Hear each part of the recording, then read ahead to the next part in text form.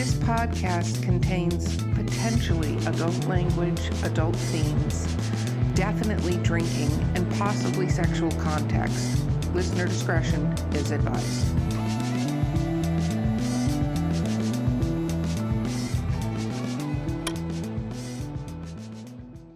Welcome to Drinking with Authors, the podcast, apparently the very dark host edition. No, that's fine. I don't know why Valerie refuses to have any lights on, but it's a thing. It's because I like being in the dark.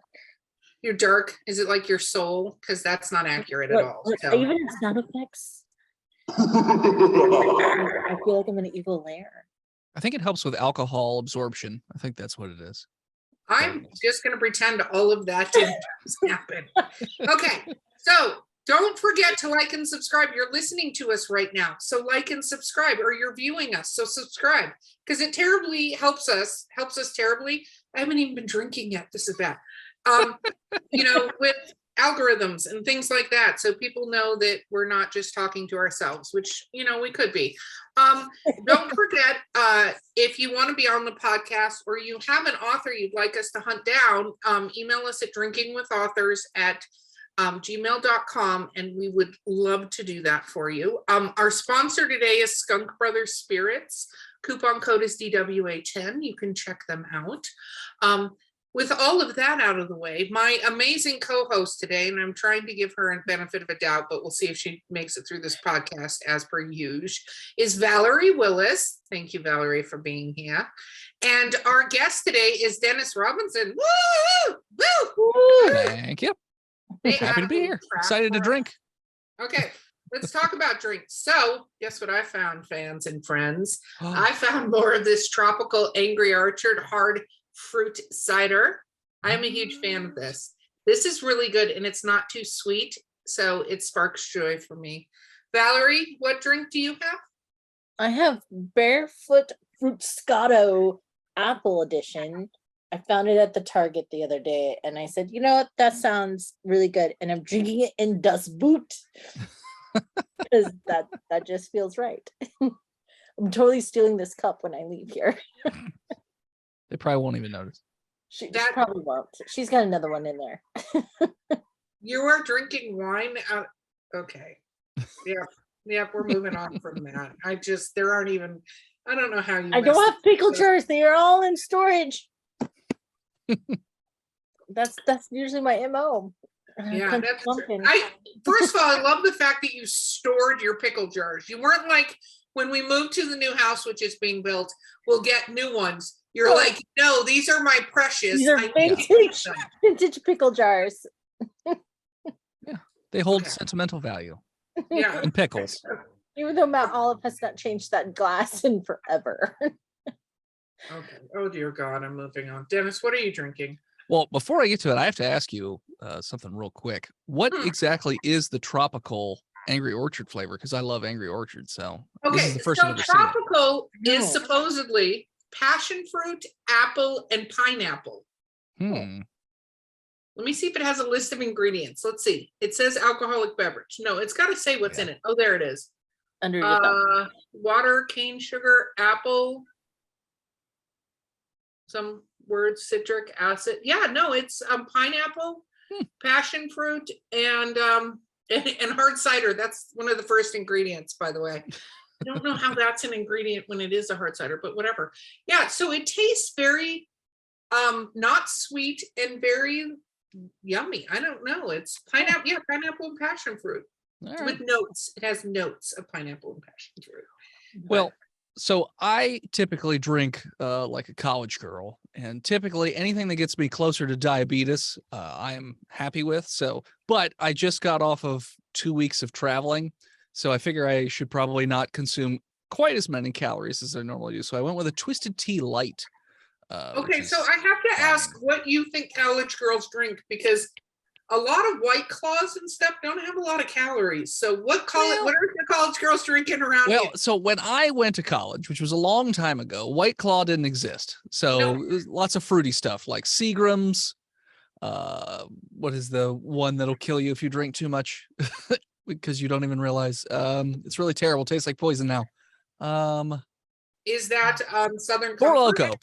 Four Loko. Oh my God, Four Loko. That's the. Yeah. So my boyfriend and his friends like to, should say liked, college, pull it back, loved Four Loko. That stuff is the death. Like you get halfway through, you're drunk and hungover at the same time somehow, magically. Yeah. No, I was like, because if you're going modern college girl, it's like White Claws and those very low calorie drinks. You know what's funny though? But the redneck scene also, like the guys are buying up the White Claws just as much as the college girls around here. Oh yeah. The rednecks and their cooler no longer consist of Budweiser, but White Claws. It's an interesting trend. Yeah. Like, I graduated like I think it was 14 years ago. I forget. Yeah, 14. Let's go with 14. So it's been a little while. So a lot of that stuff didn't exist. But I do have a Four Loko story that's disgusting.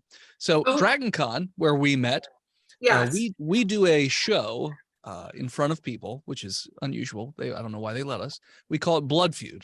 It is basically Family Feud, but 2 D&D podcasts that go up against each other with D&D like knowledge, essentially.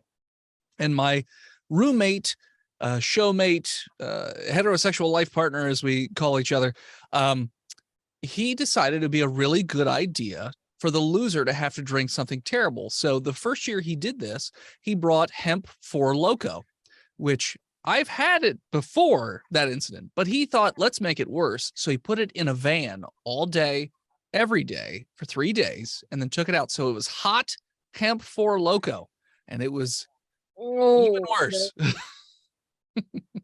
He doesn't like anyone, does he? Like that. No, this year we had grappa, and last year it was I can't remember. It was really bad too. Yeah, he's just trying to get progressively worse every year. Oh God, that's not good. That's not Not fun. good. No, not at all. Okay, so sidetracked epically, which I appreciate on this podcast. Dennis, will you tell the fans that are watching or listening what you write? So I write graphic novels about the world's first werewolf. Okay. So it's a series of graphic novels. The first book came out this year. The second book, we were talking about a pre-show, just finished on Kickstarter yesterday. And those are the first 2 out of 15 books in the series. So there will be 15, but right now there's 2. Do you have all 15 laid out? Yes, I know what happens on the last page of the last book. Wow. Okay. So, as we're Scooby doing back in time, where did writing begin for you? Because you brought up D&D, so Sure. Obviously you're a nerd, and you've been a nerd for a while. Because as D&D nerds, we all recognize each other. Sure. We can sense the tremors in the floor. But where did your writing begin? With D&D. So in high school, I started playing D&D one of the last couple of years of high school.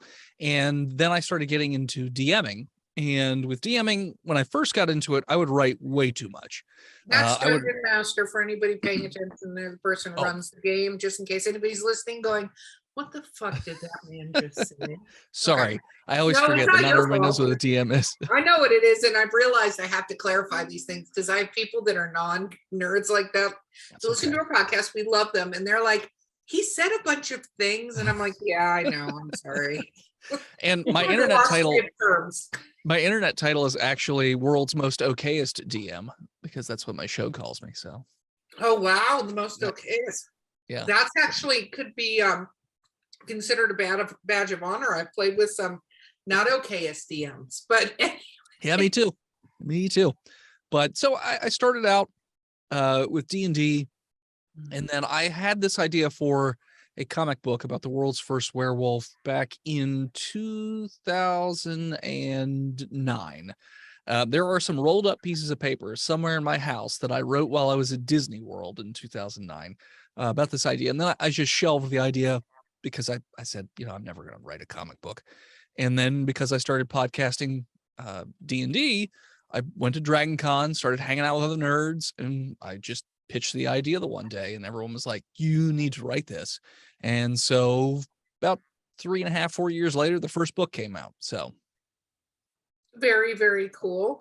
Have you always written, or was that something you only picked up after you started dungeon mastering? It's pretty much just I picked it up after dungeon mastering, I would say. And my writing style changed with D&D. So when I first started playing, I would write out everything. Like I would write out like 50 different scenarios if they went into a city, just in case they went in any particular direction or did anything. Like I went way, way, way over the top. And then of course they're only going to get to like 1 or 2 of them. So you just wrote 48 things for nothing. You can recycle them for later. But then with the people that I play with, they are a bunch of murder hobos who don't do anything that you would expect. So I stopped writing so much and I just went more with improv. So I just sort of roll with it. So like I give them a scenario. I have very loose bones for the story on the show, but then as they go through things, I just kind of roll with the punches and then react to whatever that they do, that kind of thing. So the show still does like an overall story that I write, but I don't go nearly into the weeds as I used to. And comics is a very, very different animal. Like when I first wrote the comic, I didn't know what I was doing. So I wrote this weird mutated book/comic book script thing because I didn't know how to do it. And I just gave it to some friends to be like, hey, can you look at this and give me some feedback in terms of, what should I work on story-wise, character, that sort of thing. So that was a whole learning process, like even writing a comic book, like figuring out how to write it, because it is very different. I think it's kind of like writing a screenplay for like a play where you have to say, a panel is described as, okay, what time of day is it? Who's where in the panel? Where's the light source coming from? Where's the camera? What's the angle? What's the emotions? All this. You have to describe the entire scene in as much detail as possible. And then you lay out your captions. Storyboarding, huh? Because Yes. that's what that is. That's Yep. storyboarding. So, okay. So you decide, what made you decide graphic novel versus versus like actual novel? So when I had the idea in my head way back in the day, I pictured everything a particular way in my head. And I said, one of the cool things about writing a regular book is that however you write it, the reader will then be able to imagine it their own way. Like it doesn't matter, how you describe it or write it, your reader is going to imagine it in their head in a specific way. But I wanted people to see it sort of the way that I was imagining it. So I said comic book. So because then I could get an artist to draw it the way that is in my brain, and then you can experience it the way that I'm thinking about it. So that's sort of why I went with people to be in your brain. That's exactly the entire thing. You were like, I'm going to do a world domination thing where everybody has to come into my world. Well, I'm the DM, so I mean, it makes sense. You must be terribly fun as a player, being both a DM and stuff, Well, I think that's interesting. So what was it like? Did you do a bunch of research before? I mean, we've only recently had a few people that do graphic novels, which I love. Like our Drinking with Authors is expanding. We're having game creators and stuff, because there's all different kinds of authors of things. I think people don't like realize or think about as authors, I guess I should say. And that's dumb. I mean, I think they go, well, they wrote it, but they don't go, oh, that's an author who thought of this story and did this whole thing, right? But what was this like? Because if you've never written a graphic novel, you didn't go to school for any of that kind of stuff, did you? No, I went to school for psychology. Oh, well. Which was a mistake. A DM. That has so many layers, my friend. Okay, like we should go through next time we're at Dragon Con and we're drinking, because that's layers upon layers that I love. Sounds good to me. I was like, well, that will fuck with characters. But when you went to do this, how did you approach it? Because obviously I know you went to find an artist, which we'll talk about, but how do you approach learning? Because I've written screenplays, I've written plays. I haven't had to storyboard anything necessarily because I've written it for people who wanted it. And I just like kind of descriptions, you're the director, knock yourself out. But a lot of friends have storyboard, and that's a whole freaking thing. So how did you go about approaching this? So, well, as I had mentioned, I tried writing it in this weird amalgamation of screenplay slash comic book script slash book, just to get an idea. And I gave it to like 10 friends. So a lot of people have asked, when they open up the comic, it says executive producers. And they're like, what does that mean? Those are the people that read the original version of the book and gave me feedback. So I said I'd give them a special title of executive producer. So anybody who helped out from the very beginning, they got the special title. Some people think they gave me a bunch of money or something like that. I'm like, no, they didn't give me a bunch of money. That's because producing in the real world means they gave you a bunch of money. Just for the record, if anybody sees that title, executive producer, and they go, oh, they produced this movie. No, what that means is they gave a bunch of money, and depending on how narcissistic they are, every decision had to be run by them because they gave the money. But moving on. So, so I wasn't quite sure what to do with it. So I always tell people networking is the most important thing you can do. And that is definitely the case for my book. So through the podcast, we got a fan our first year. Her name's Shannon Tucker, and she is incredibly connected with the comic book community. She did a lot of charity work for Down Their Luck, old classic comic book writers and artists and things like that. So she's just sort of made friends with a bunch of people. So she just knows who to talk to ask about stuff. And so she had gone to this particular gentleman named Henri Compen and said, hey, would you be willing to, have a chat with Dennis? He doesn't know what he's doing. He's looking for some guidance, that kind of thing. So Henri, sat down with me. We talked through a couple of things. And then he actually put me in touch with his first editor. And he didn't even look at the book. He said, hey, here's my first editor. Get in touch with him. He'll be able to tell you everything you need to know. So I did that. I messaged the guy. He said, send me everything you have. So I did.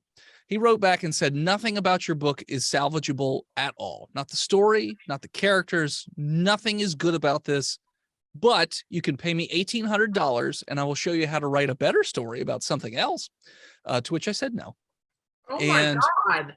Yeah, I was about to give up on the whole affair, and luckily I've got a very supportive friend network, and that friend Shannon that I'd mentioned before, she was having drinks with her normal sort of con crew, and Henri was there, and she loves the book series, so she was just pitching it, and every time she tells anybody about it, she gets them super excited, and so Henri calls me up and he says, hey, I want to be part of the book, send me the files you got. I'll be your editor. Let me see what let's see what he's talking about.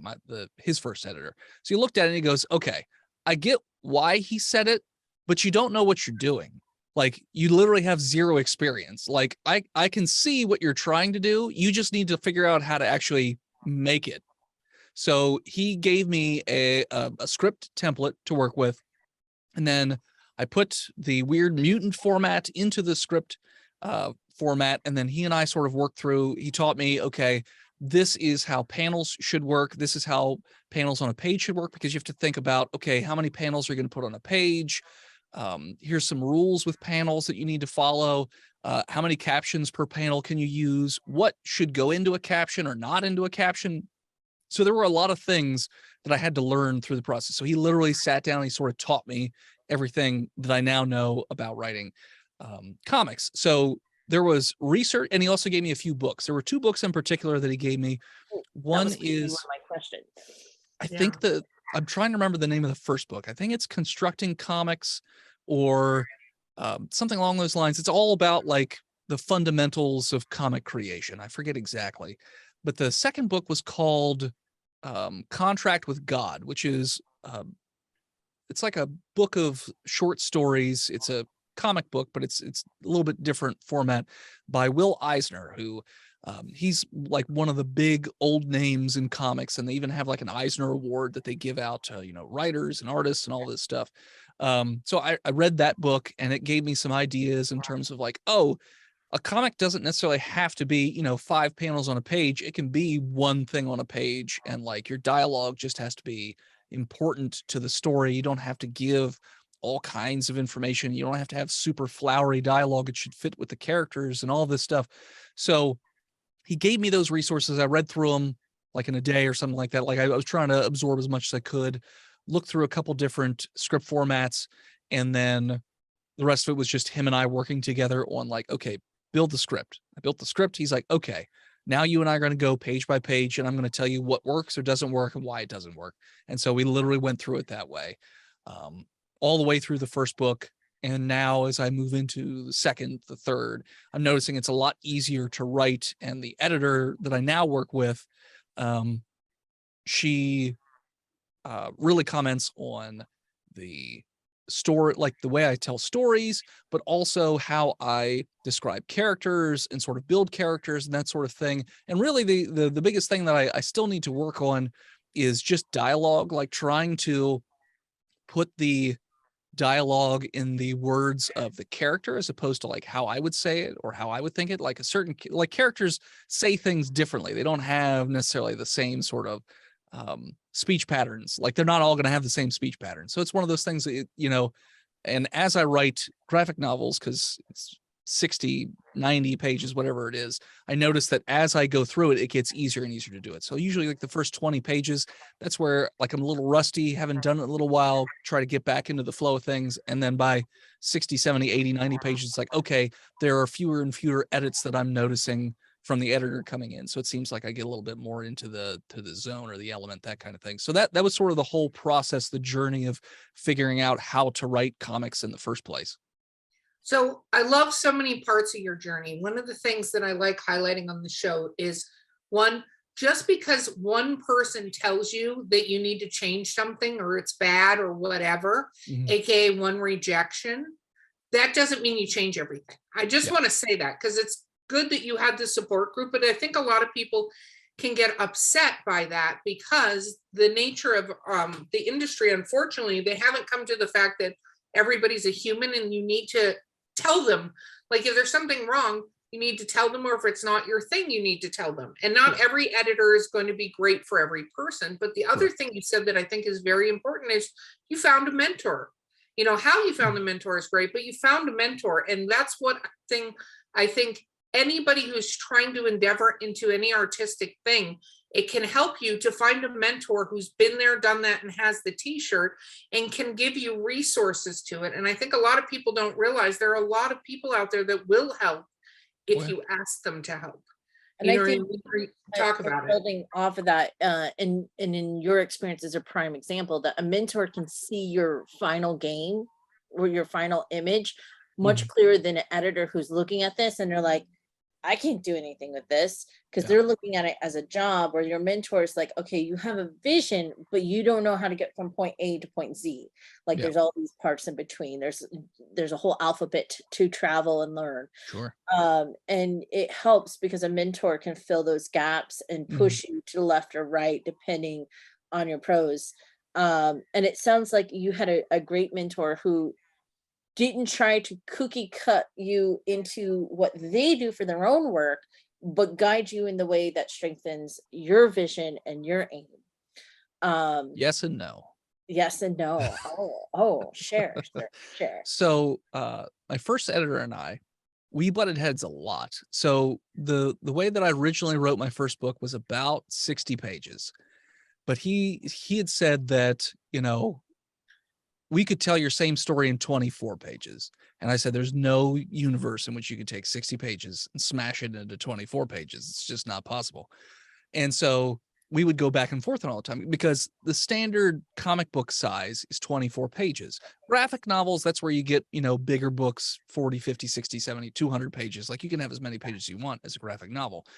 And the formatting is different too, which is another thing that I learned later in the process. But he and I butted heads a lot creatively in terms of that, not on how things were written necessarily, but the actual overall sort of project. So he and I went back and forth and he said, look, I bet you I could take your 60-page book and make it a 24-page book. I said, okay, if you draw me up a layout, like just page 1, this happens, page 2, this happens, like just one sentence per page, and you go through 24 pages and it makes sense and it's good and like you get enough character development, cool. We'll make the 60-page book a 24-page book.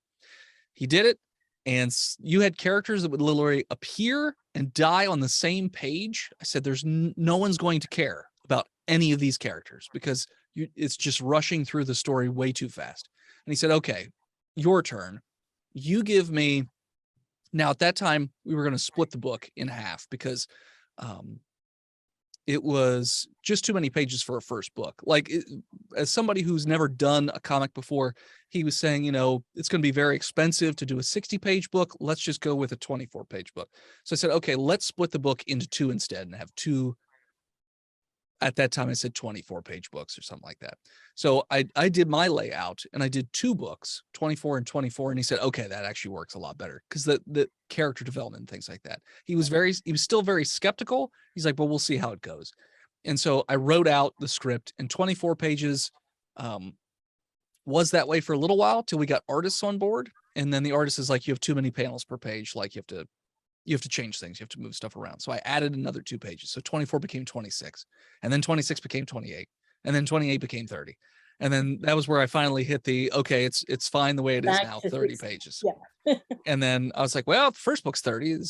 I was told it has to be consistent. So I was like, okay, the second half of the book will also be 30. So it ended up being 60 pages total.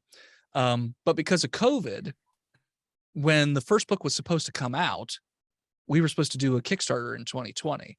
But COVID happened. So we moved the Kickstarter to 2021. And by that time, the second half of the book was done. So I said, well, at this point, why not just shove the book back together and make it one big book? So the 2 30-page books became one 60-page book again. So now we're in our new format where instead of chopping the books up into smaller books, it's like, okay, we're just going to stick with the longer. But he and I went back and forth on a lot of things.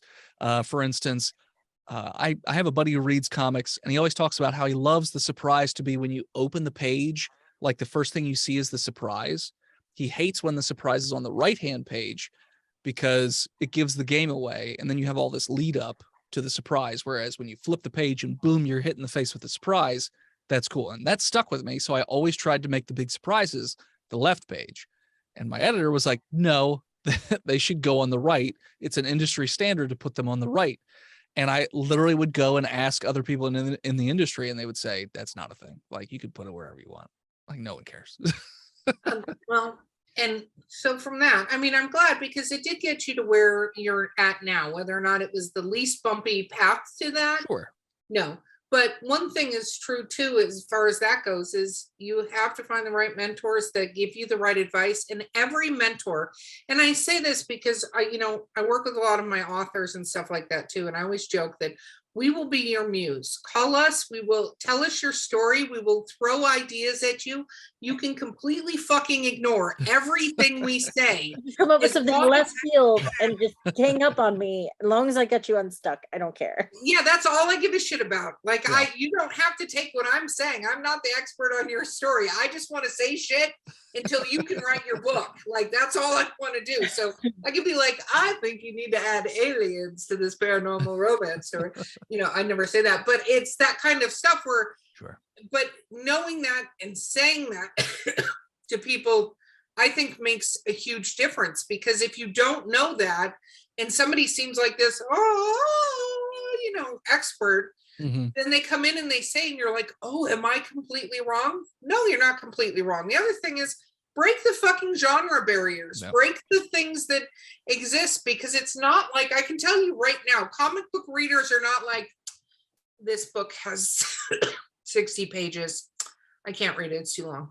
Like, they don't say that. If you did 400 pages, maybe they'd be like, that's a little big. That's a big book. But they wouldn't necessarily not read it. It just would be a lot. You know what I mean? Sure. So I think a lot of the stuff that's like, it has to be this way. No, it fucking doesn't have to be this way. We just have industries that are like, we're going to control every little part of it. So it has to be this way. Fuck that shit. But still, that bumpy road, like when someone asks you, well, why did you go with a 60-page over a 24-page? You can say, I tried. There's no like, what if I had tried or anything like that. You put in the time and the work, and you push the boundaries, and you come out stronger. I think anytime that you kind of test all the stages all the time and then move forward with the best choice at the end of the day. So question. Hold on. You got to hold your question. We have to take a break. We'll be right back with Drinking with Authors. Basically, Valerie, shut the hell up. We'll be right back. Sample locally sourced, quality distilled spirits in the beautiful Columbia River Gorge. At Skunk Brothers Distillery, we're family owned, brewing small batch grain to bottle spirits, just like our grandfather did back in the Prohibition era. From handcrafted bourbons and moonshine to flavored blends and cordials infused with local fruit. Join us for a tasting tour and buy Skunk Brothers spirits straight from the source. It's all in the family at Skunk Brothers Spirits, located in Stevenson, Washington. Well, we're back, and Val's done throwing her little fit from having to actually take a break. It's so rude of me, Erica. By the way, if anyone wants me to sponsor snacks so I can eat back on the podcast, let me know. Absolutely not. No. Anyhow, so lycanthropes. I know why I write about werewolves, but why did you choose a werewolf? So I've always loved werewolves ever since I was a little kid. So when I was little, the elementary school that I went to had a little library in it, and they would shove the kids in there every so often, go find a book and, leave me alone for however long. So I went in, and there was an old Universal monster movie book, like those old picture books where it tells you about, whatever movie it was. And it was about Lon Chaney's The Wolfman from like 1941 or whatever it was. I'd never seen or heard of a werewolf before. And so I saw this book and I was like, what is this? And so I started flipping through it, and I was just fascinated with the idea of this, guy being cursed and turned into this werewolf. And then that sort of carried over for years, where my favorite characters have this sort of duality. Like my favorite comic book character is the Incredible Hulk. And that's all about duality, where it's literally two separate personalities shoved into one body. And the one character can completely lose control and turn into this big hulking monstrosity who has no control. It's a totally different personality with different, traits and all this stuff. Or Dr. Jekyll and Mr. Hyde, like all these different stories about sort of that duality of losing control and becoming this other thing. So that's what originally drew me to werewolves, I would say. And what I still enjoy about werewolves, sometimes, especially with media, you'll get werewolf stories where the person who turns into a werewolf has like complete control, and typically unless it's done correctly, a lot of times it'll just feel sort of weird. Like for instance, with the current Marvel stuff, you have Smart Hulk, where Bruce Banner's in complete control, and I find his character to be way more boring now than when he was like Savage Hulk, where he could just snap, and then like he was literally like a walking bomb that could go off at any moment, and he had to be he was constantly depressed, and like very adult themes and things like that. Off. Like it could go left real hard. Exactly. And I've always liked those kinds of stories. And I don't know, just the idea of like lycanthropy is just cool. Like with D&D, they like expanded it where you can have all kinds of different lycanthropy. So werebears, werebats, wereboars, weretigers, werewolves. Like if your romance community says you're welcome. Yep. Weregoats, you name it. Weresquirrels. Yep. Yep. Where squirrel, Val? Is that your next thing? We're gonna date where squirrels. No, I go sort of the classics and old school Slavic Romanian influence a lot of times. So like I mesh all the superstitions and mythology and dark history together quite a bit. So like I tied in the old Apollo stuff. The whole Boreas thing, and even as far forward as the serial killer Roma Santa. Oh, okay. I don't know if you're familiar with that, but he was like the first serial killer to stand trial, and they're like, guilty or not guilty? And he goes, guilty. And they're like, well, why? He goes, well, I had to eat, sir. I'm a werewolf. And it's just, it's been around historically so long. Yeah. So is it just one core character in your story, or is there like other lycanthropes? Is it contagious? Is it just one is it curse based? Like everyone has a Correct. different angle. So I don't know if I'm spoiling anything by asking that though. So I want to ask a quick or make a quick point before you go on your, because I see you have kindred spirits happening right now, and it's werewolf things, whatever. So one thing that I think is good, and I haven't seen a lot of stories like this, and I'd like to see more of them, so I'm throwing that out there for anybody listening, is werewolves, because I don't like the complete forget of what they did. Mhm. I like it when their emotions are in overdrive, almost like Okay. Tinkerbell, where they cannot necessarily control their anger or their whatever, that Yeah. they're not unaware of what they're doing. It's just that analytical part of them is more shut Yeah. down. I love characters like that, because I the whole forgetting thing is kind of, I don't, I don't like that. I don't remember anything I did, right? Because Sure. then you're telling two separate stories, or having somebody else piece together the story. It's kind of, and this relates to when I get intoxicated. Like, I don't want a bunch of people telling me what I fucking did when I'm intoxicated.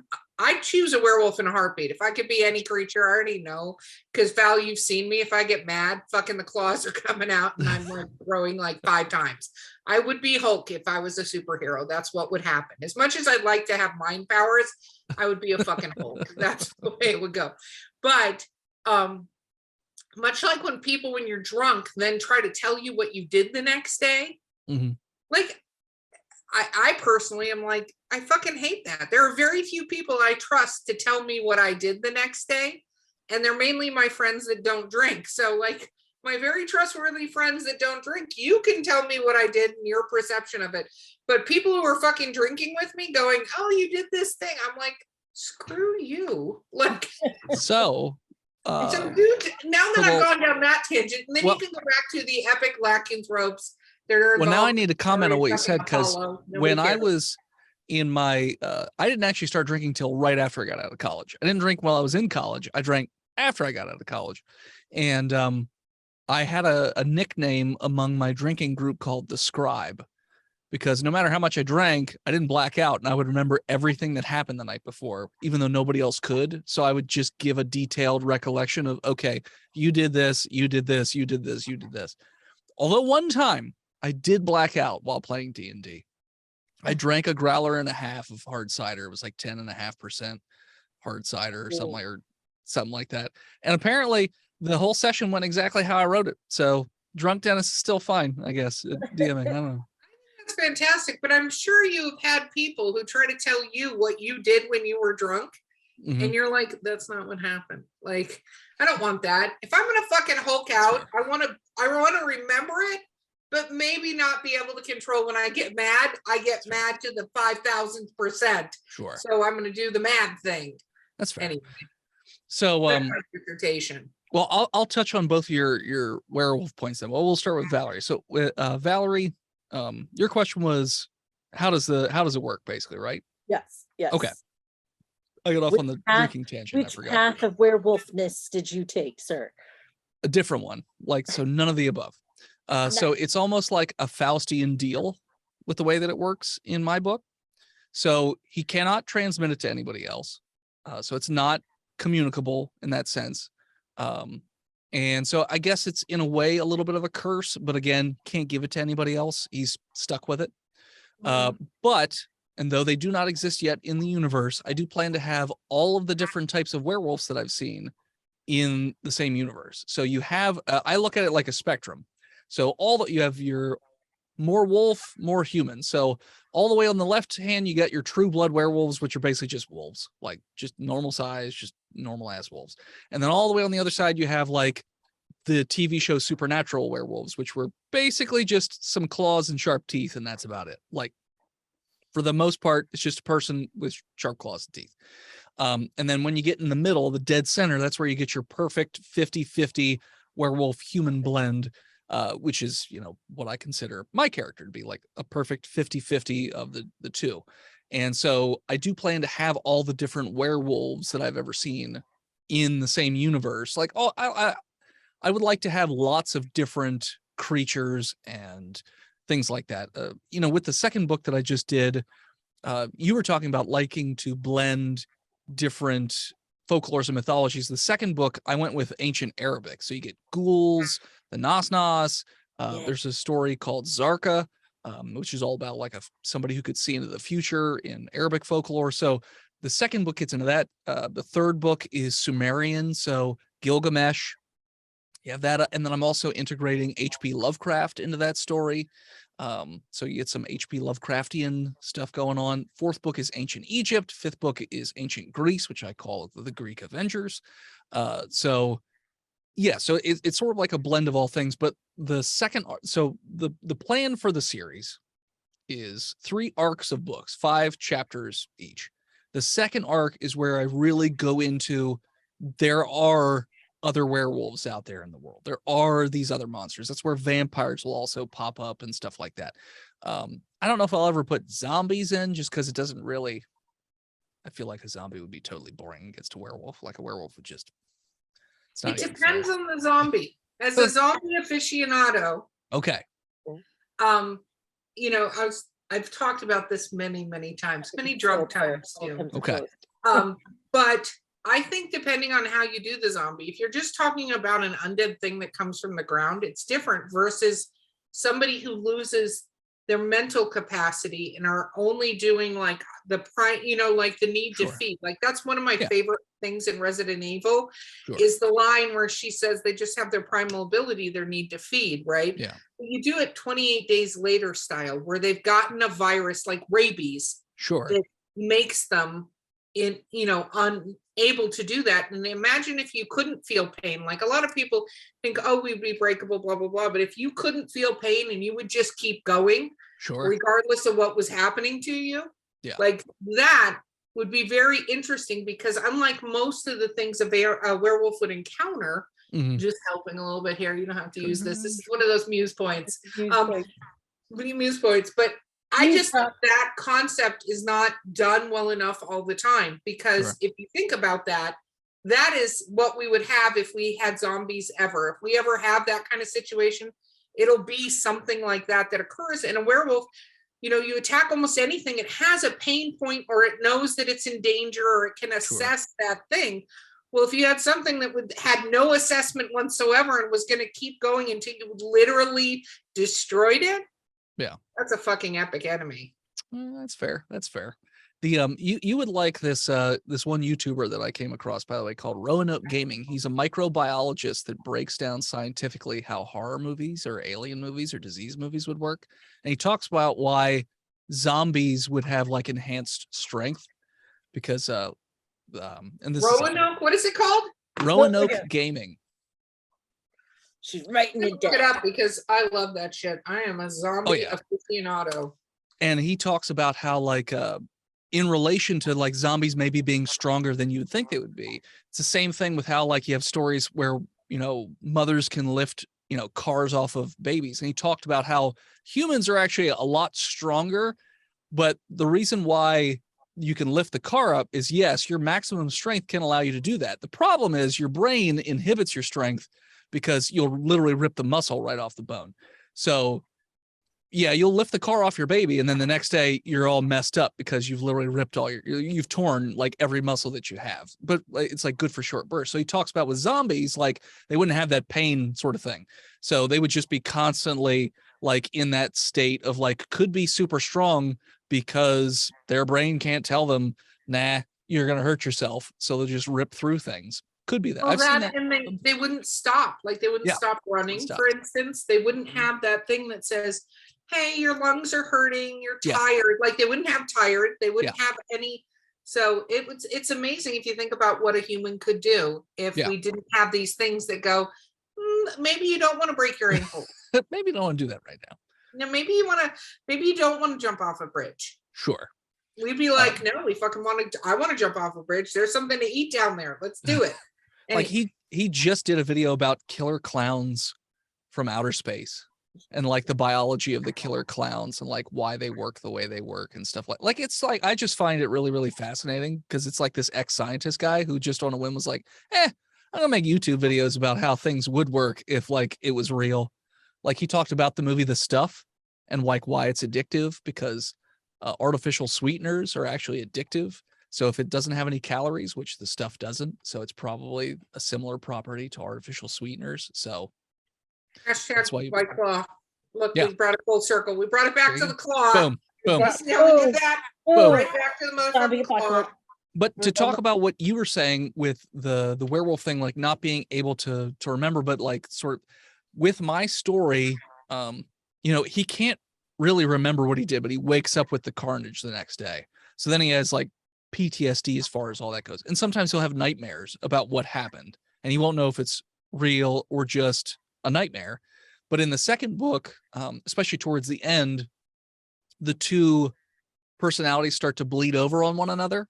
So he starts getting like really agitated over nothing, and like more feral and just quick tempered and like super vicious and like kills people without even really trying, because he's very, very strong. Even when he's like a normal person, he's still much stronger than the average human. So if he's not careful, he'll hurt somebody.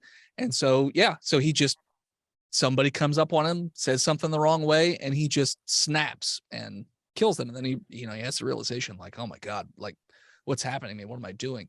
So it's a little bit of a blend of that. Yes, he can't really remember, but that starts to change as the story goes on, and the two entities are sort of like together for a while. Yes, acclimate. Yes. No, I like that because I always think like the non-memory thing it dies out eventually. You're like, okay, Yeah. cool. So plus I think, as a psychology major, you can of course chime in on this. I would think that would fuck with somebody more than knowing that they were like this other thing, because the not knowing what you were doing all the time, I think would, you know what I mean? Like knowing you were doing bad shit, but not knowing it. Like, I think inherently most of us want to be in control, I would agree. I would agree with that. My tropical cider says it would all depend. I mean, if you can't remember what you did and you woke up covered in blood and carnage and there's a ripped apart body with like a face sitting next to you, feel bloated. And you feel bloated, and you're like, so there's a part in the second book where he literally says, I'm afraid to throw up because I don't know what I'm like. I want to throw up, but I also am afraid to throw up because I don't know what I'm going to throw up, and it'll make it worse. So one of those things.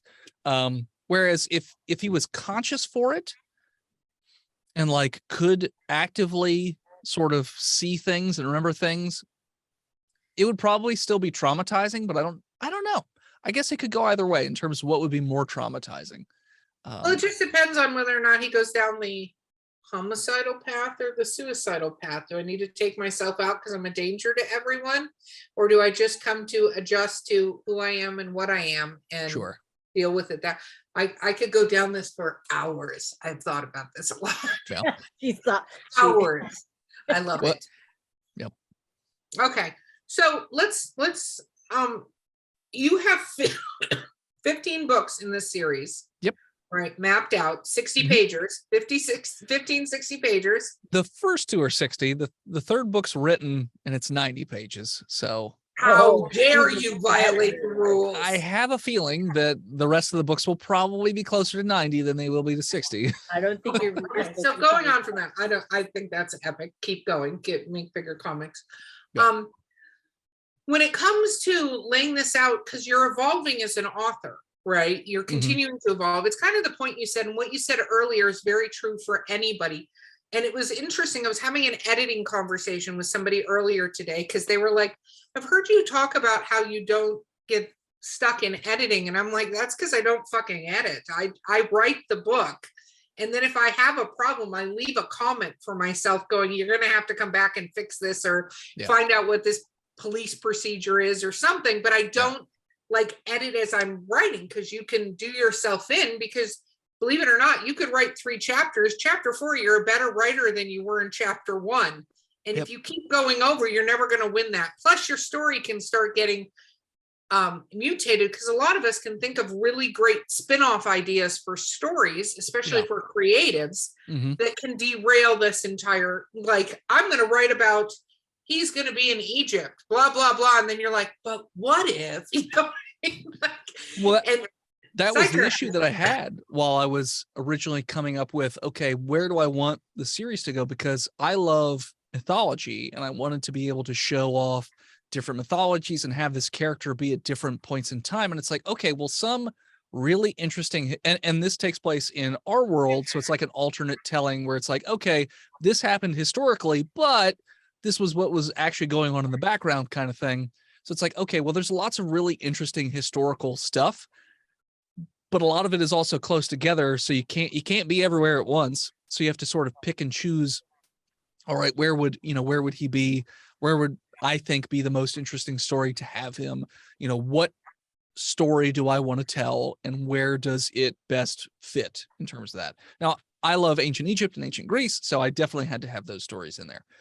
Somebody asked me if I was going to have Japan, and while Japan has amazing, creepy ass mythology, I was like, Shinto mythology is so awesome. That's I a know. whole, like, I've thought a couple times I've looked at the Shinto mythology, and I'm like, do I want it to be its own? Because it is on an island, so like I could easily just make it. This is like the Madagascar of the mythology world kind of vibe. But yeah, no, Shinto mythology, and even Shang-Chi and all that, and the Taoist mythology. There's so much. So I'm having him go to Chinese mythology instead of Japanese mythology, because I wanted to do the Monkey King, I want to do the Green Dragon God, and like all this other stuff. So I wanted to sort of go that route instead of going the Japanese route, which I love Japanese mythology, but it was just one of those things where it's like, I think it would be a more compelling. It would be cooler to be set there, but I think it would be a more compelling story with how I want the overall plot, because there are, like I said, with D&D, I have the bones figured out in terms of where I want the character to like progress. And then it's a matter of, okay, what setting do I feel would best accomplish that goal and be interesting to be surrounded in? And I think the Chinese mythology fits for where I want the story to go at that point.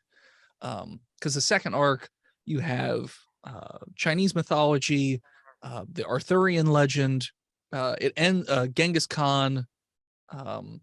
The last chapter in the book is on the Silk Road. I see the bubonic plague.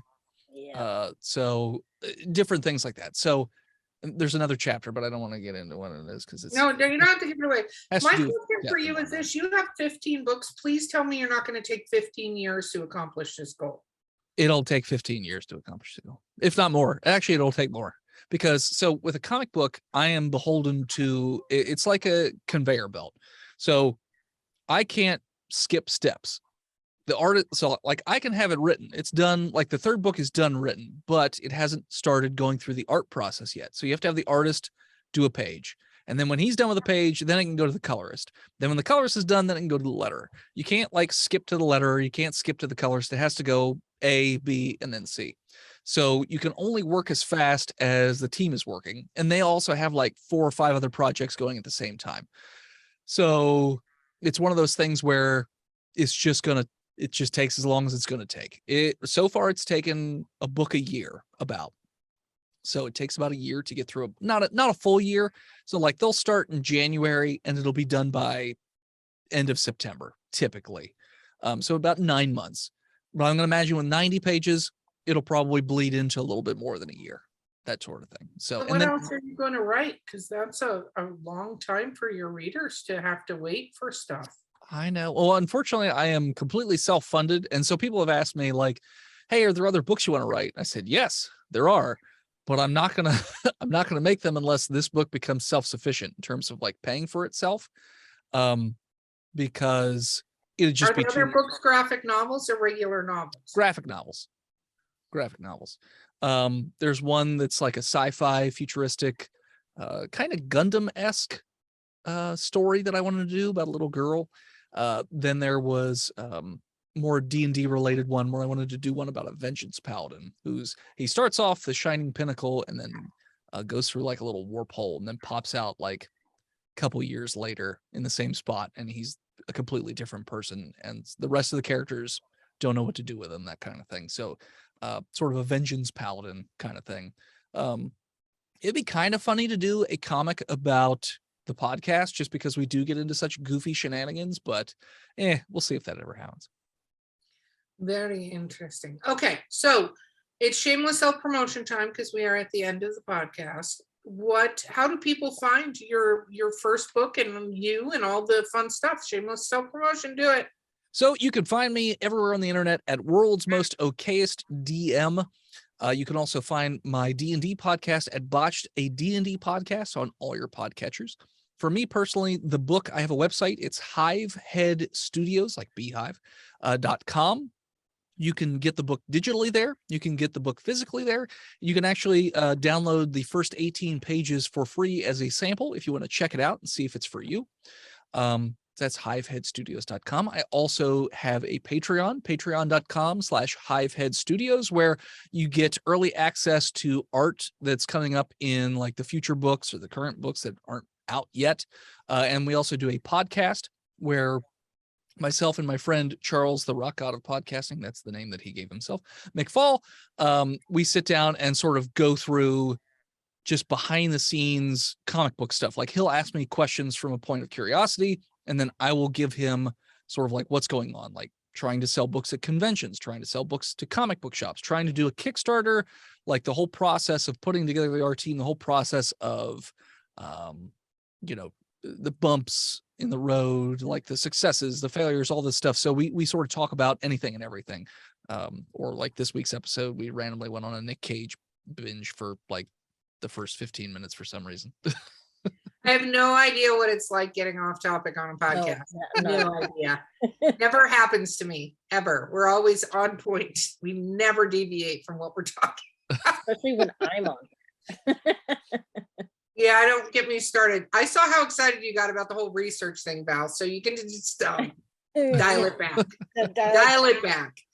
Dennis, it has been amazing having you on this podcast. Thank you so much for joining us. It's been a ton of fun. Thank you so much for having me. Absolutely. Okay, guys, our sponsor today has been Skunk Brothers Spirits, coupon code DWA10. Please check them out. They are amazing. Oh, don't forget to like. You're still listening or you're watching us. So like and subscribe if you haven't done that yet.